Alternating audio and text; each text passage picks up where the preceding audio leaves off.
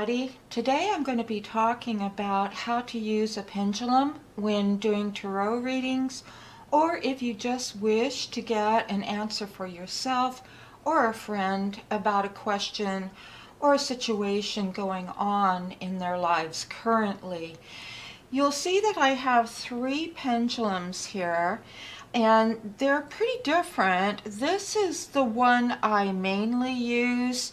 It has a point at the bottom, and it has some weight to it, and then it also has a little bead at the top that helps me hold on to it. The second pendulum I have, and every now and then I feel like using it, has a little harp at the top. It's a lot shorter than the previous one I just showed you, and it's a little lighter in weight. And so sometimes people prefer using a pendulum like this that's fairly lightweight and easy to handle. Then we have the homemade pendulum. I've got this little crystal that I picked up in a metaphysical bookstore, and I put some monofilament line on it, and it makes an excellent pendulum that costs maybe a couple of dollars. You could also find a bead or something to hold on to it at the top. You'll see that I don't have anything at the top of this pendulum right now, although I believe that I used to. So you can see that pendulums can be made from just about anything that has some weight to it, and you can attach some sort of line to it. And some people even use their rings and just hang it from a thread, or I like to use monofilament thread because it's clear and it doesn't get knotted up as much as perhaps a piece of thread would. So I'm going to put my ring back on. All right, now how do you get started? We're going to use the big one for this demonstration. There are a couple different thoughts to using a pendulum and how to make it work for you correctly, to give you correct answers. Pendulums, the big drawback to them is that people have wants, and those subconscious wants could influence the way that the pendulum actually reacts to a question. So one has to make sure that they are thoroughly grounded and cleared and objective when looking for an answer. If there's a specific answer that's really being sought out, then it might be suspect as to the answer that you get with the pendulum, and it might be better to have a friend do it for you or with you, and they might be a little more objective in what the pendulum shares as far as the answer. The pendulum is basically influenced by subconscious thoughts and picking up thoughts of the universal flow. Now I'm using my right hand to move my pendulum, but some people are left-handed, and that's just fine. You can use your left hand. You don't have to use what I call the non-dominant hand to do this unless you want to. I usually do use my pendulum with my dominant right hand because I am right-handed. And I forgot to mention that anytime I do psychic work, I take off my watch because, to me, metal sometimes feels like it's distracting me. A small ring is no matter. You can keep the ring on, or earrings, but anything heavy and metallic I usually remove before I do any kind of psychic work. All right, so some people feel that the pendulum will tell you, the user, how it works. So let's look at a couple different yes/no answer examples. Sometimes your pendulum, if you've asked a question, will go like this, and then I'm clearing it, or it will go like this, kind of in a cross, parallel lines, and then perpendicular lines. Okay. Sometimes when a question's been asked, the pendulum will do this, spin clockwise, or actually twirl, if you will, counterclockwise. All right, so what does all this mean? If you are one that wishes to let your pendulum tell you which way it prefers to move and provide answers, then you're going to have to work with it and ask questions and wait and then see what way the pendulum starts to go. So we're starting at a totally neutral place. It's not spinning at all. It's quite still. And then you see it starting to move, just barely, but it is moving. And then it wanted to go back and forth just then. So it's up to you, the user of your pendulum, to determine if it spins in a clockwise direction. If that's what it wants to do, that's usually a yes. And if your pendulum seems to spin in a circle again, and you notice it's going counterclockwise, that is usually considered a no.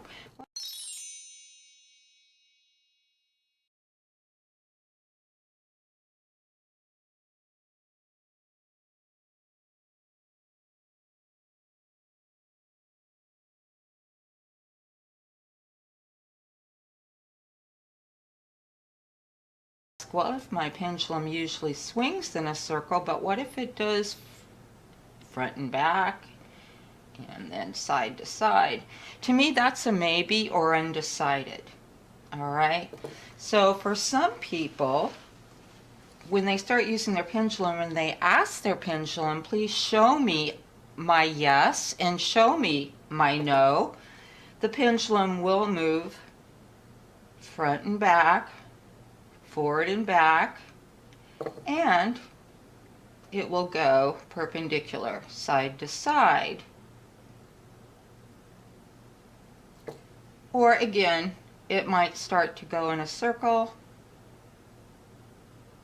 and that just seems to work best for you. And then counterclockwise is usually a no. So that's basically the first thing you're going to do with your pendulum when you first get it. If you get a pendulum in the store, just wash it with soap and water, hold it in your hands, and program it with your own energy and your own intent that this is my pendulum. This pendulum is correct when it gives me answers, and they are answers that I can rely on at this point in time and space in answer to a specific question. So again, front and back is one way that you can get a yes answer, and then I put it down to stop it and clear it, and then side to side is a no answer. You could actually reverse that. It's about setting intention. So let's say it goes like this, and that just seems to be a no answer for you instead of a yes. And then if it goes side to side, then you can decide if that is your yes answer.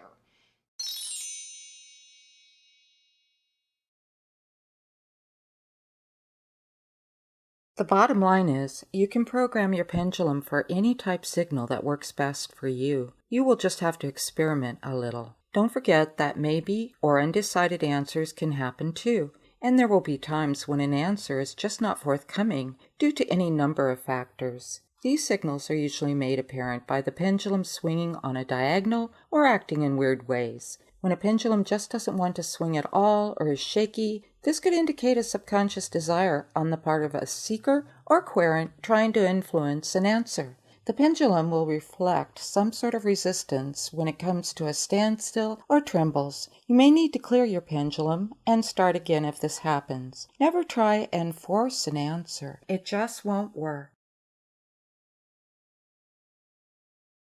Again, there are a lot of different ways to go. And me personally, I like to program my own pendulum. And it has worked best for me over the years, and believe me, I've tried about every method there is, that when I'm asking a question of the pendulum, that for me, it usually starts spinning either clockwise or counterclockwise. Now this could be over cards, or this could be without cards out on the table. Let's pick up the little one and see how that one works. Let's clear it. And I pretty much hold it close to the table. You don't have to hold it way up in the air. You want to have your elbow resting on the table to give you a little bit stability, because if you are holding your elbow up, it's easy for the pendulum to start going every which way. So you do need to provide it some sort of stability and foundation. So again, with the little pendulum, here's my yes. And I clear it, and here is my no.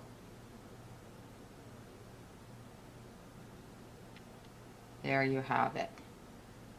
Okay, now people use different methods for clearing their pendulum in between a question being asked.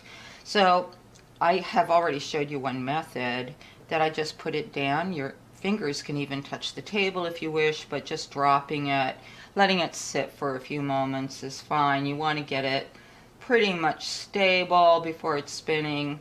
But I have seen some psychics just pick it right up and then just see what way it's spinning right away. And then I have seen others that like to start from a complete standstill, and then the pendulum slowly starts to move. And the problem with that is, if you're really wanting a particular outcome, you can kind of see your pendulum shaking a little bit, and you're trying to influence the question. So that's a real good indication that perhaps you're subconsciously trying to influence the outcome of the pendulum when it starts to shake, and it's going against the flow of the way the pendulum wanted to go. Pendulums take a lot of practice to start really becoming very trusting in the answers that you get. But if you keep at it and you do some exercises and see how your pendulum reacts, and you keep a journal on the questions and the answers that you get, you're going to start seeing a pattern emerge, and you will start trusting the information that it gives you.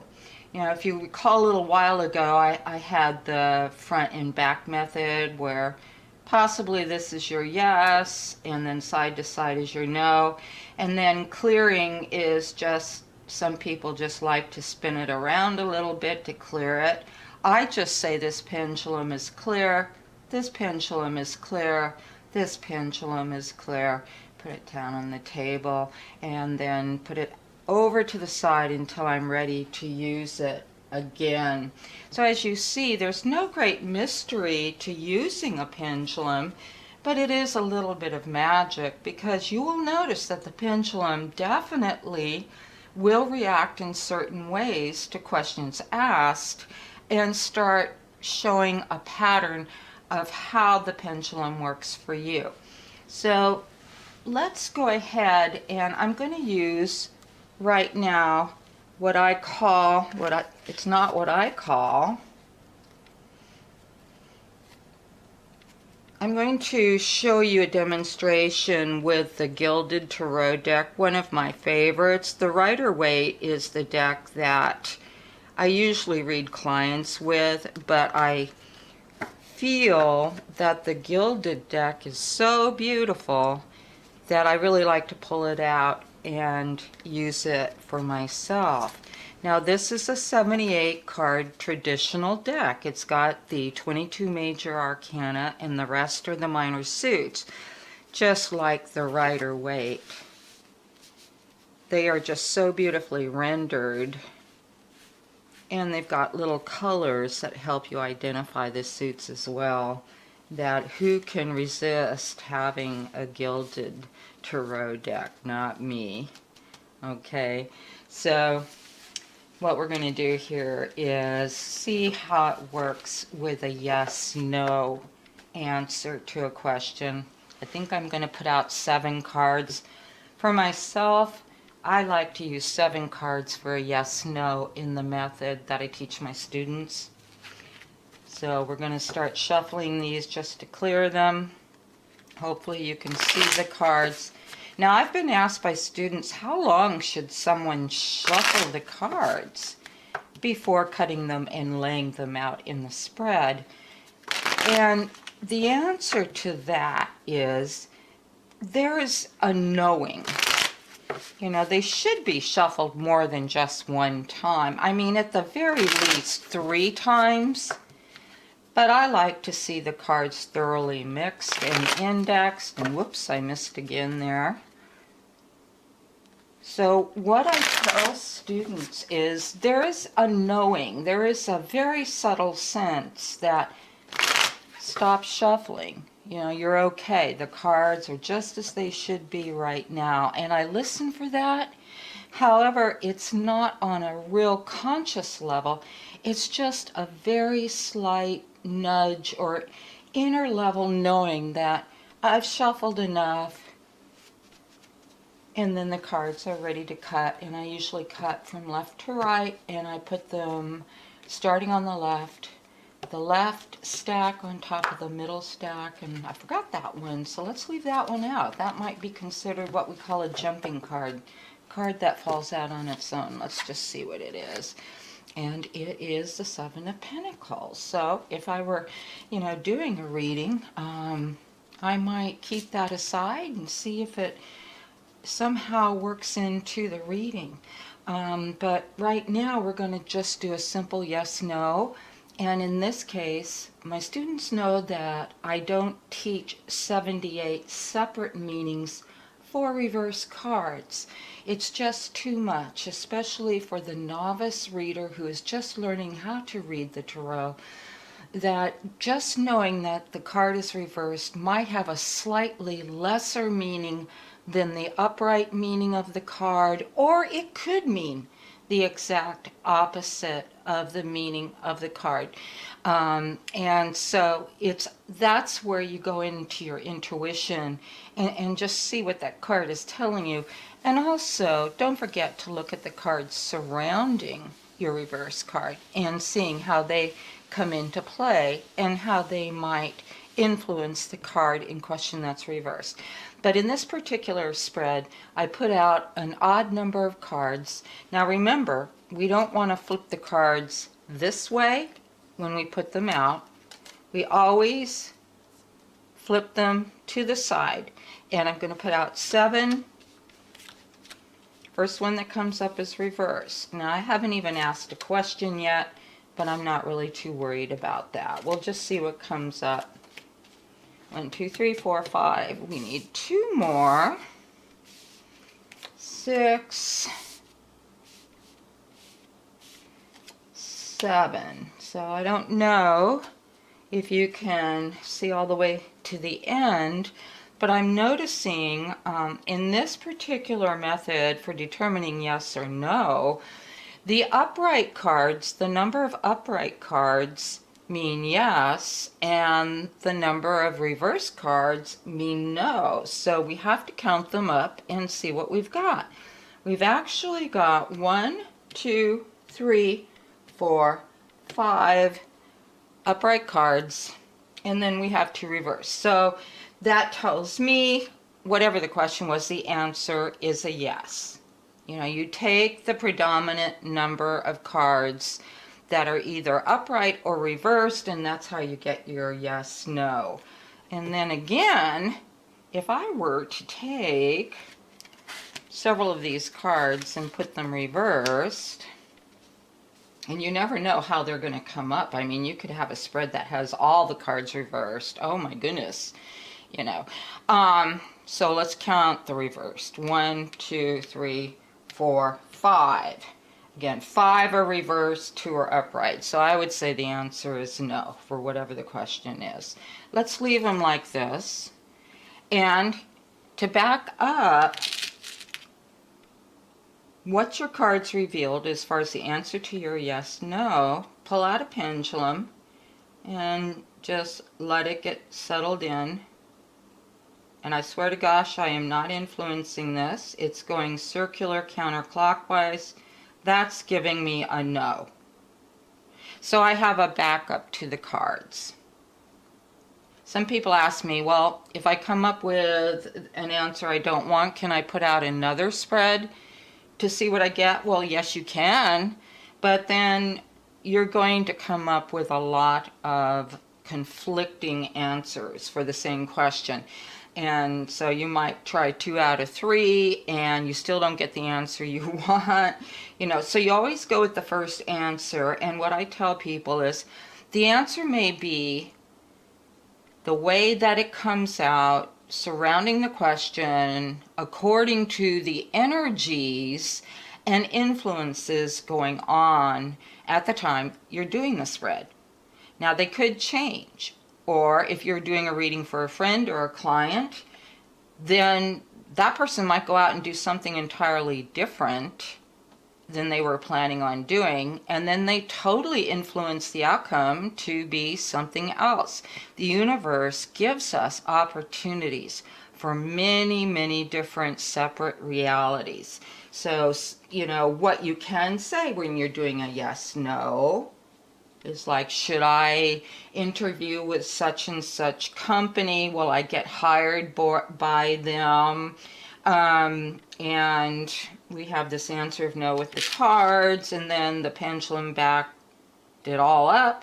And you can say, it looks like at this time it may not work out for you to interview with this one particular company that you're talking about. Okay, so what if they come back to you later and they said, I went ahead anyway and interviewed with this company and I did get the job. And you're thinking to yourself, well, the cards said no and the pendulum said no, but let's look at this. Let's go down the road with that very same question and outcome, because of what the querent or client did. Perhaps they did get the job and then they regretted it. Maybe they were in the job for a month and realized they made a horrific mistake. They don't like their job. They don't like the company at all. And they wish they hadn't gone through all of that trouble to leave their old job and to go into something new that just is not working out. So this may help some of you that perhaps have gotten an answer to a question that seemed wrong at the time. Your client came back to you and said, hey, you were wrong about that. But then give it some time, because they might come back to you even later on down the road and say, I wished I hadn't gone to that company. It's not working out the way I would have hoped. I wish I would have listened to you in the first place. Okay, so that brings up another point. When you give clients answers, and this is not being flaky or standing by your reading, because I tell my clients, I stand by my readings. I really do. This is what I got. There was a reason that I got it, and all I can do is offer it to you. But you have to tell them, you can give them what you get, and then you can say, or you really should say, this is what I've given you, this is what it seems like right now, but you have to in the end make your own decision about what to do about the situation and be responsible for it. I can only guide you as your intuitive and show you what the energies are right now, and then you have to go within. Or it's really better if you do that, write about it in a journal. But the final decision of taking action is up to you. And we should never tell anyone as a reader, you have to do it this way. This is the only way to do it. And if you don't, there are going to be terrible consequences. Please don't ever do that. People need latitude. They need room to be able to make their own choices. That is one of the laws of the universe. We cannot try and control someone else with threats or anything for that matter. They have to have the latitude to make their own decisions. So as you can see, this is a wonderful way to back up your yes/no questions. let's try another scenario before I finish here with this movie. Let's say it came up no, and the answer is no, the way it looks right now, and yet you get a yes. So what's up with this? Okay, in this case, I'm going to put the pendulum down. I'm going to have my client ask the question again, really focus on it, and then I'm going to see what answer I get. And if it still comes up yes, even though the cards are saying no, I would go with the yes. You have to learn how to be flexible, setting your intention, and then deciding how you're going to do things. The cards aren't perfect, the pendulum's not perfect, and you as the psychic, we're not always perfect, we're not always right. But if we can let go and let the predominant energies come in and show us the answer, then that probably is the most correct answer. So again, I'm going to repeat this. If your cards are saying no in a yes/no question, but your pendulum is doing something opposite, so you put it down and you clear it, and it still comes up a yes, my goodness, I think it's going to be a yes. I'm not sure why the cards came out as a no. Could be maybe the client, you can't really say this to them, but maybe your client was a little bit confused or conflicted at the time of asking the question. Maybe they were thinking of something else entirely when they cut the cards. You never know. There's a lot of different reasons. But as you can see, the answer that first came up may not be the answer that's the correct answer at all. So this is why I like to use a pendulum to back up my answers. You might also be asking me, well, what if you put down 7 more cards and looked at what came up? So I'm just going to do that just for fun. So in this case, I've got 1, 2, 3, 4, 5 yeses. All right, so that's different than the first one. Let's put out just one more. And this is a way that you really can get some good clarification on a yes/no, is by putting out 3 different layers. And 1, 2, 3, 4, and it's still a yes. Isn't that interesting? So the initial layout said no, but yet the next 2 layers said a yes. So that's one way to back up your yes/no questions. I know that I've taught my students that you can use just 3 cards with a yes/no. That's very easy to do. It's got to be an odd number of cards. But I like to see more cards out on the table, because one of the things that you can do with a yes/no question is read the cards. They don't have to be in a Celtic cross or any real complicated spread, just in a line. You can read the cards and get more information about the question and the answer that came up about it, and then you have more information to give your client.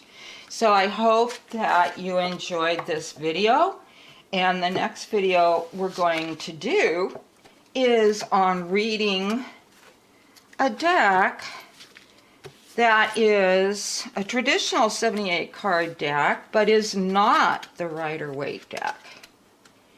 And if we have time in that video, we're going to go to a very, very different but beautiful deck that is a 78 card deck. It's meant to be corresponding to the Rider-Waite Tarot or a traditional deck, but it's, for me, it's just too difficult to try and translate the cards, so I just read them as they show without trying to find the suits or the major cards, because it's very difficult to do.